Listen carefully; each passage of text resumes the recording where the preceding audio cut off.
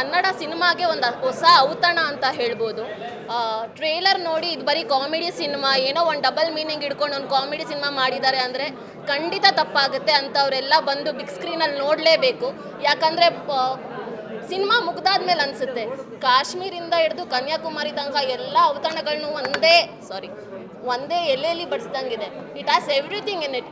And ಡೈರೆಕ್ಟರಿಂದ ಹಿಡಿದು screen play ಬರೆದಿರೋರಿಂದ ಹಿಡಿದು ಆ ಟ್ವಿಸ್ಟ್ ಆ್ಯಂಡ್ ಟರ್ನ್ಸ್ ಖಂಡಿತ ತುಂಬ ಅದ್ಭುತವಾಗಿ ಮೂಡಿ ಬಂದಿದೆ.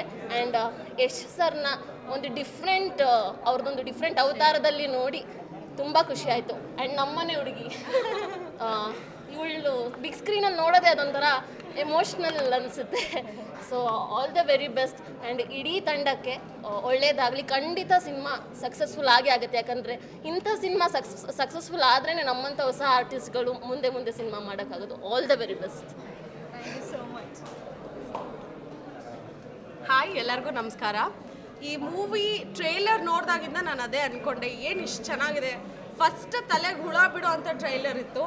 ಸೊ ಇವಳು ನನಗೆ ಕಳಿಸಿದಾಗ ನಾನು ಪ್ರತಿಯೊಂದು ಫಾಲೋ ಅಪ್ಪು ನೋಡ್ತಿದ್ದೆ, ಎಲ್ಲ ಕಡೆ ಆಗ್ತಿದ್ದೆ, ಪ್ರೀಮಿಯರ್ ಎಲ್ಲನೂ ಫಾಲೋ ಮಾಡ್ತಿದ್ದೆ ನಾನು.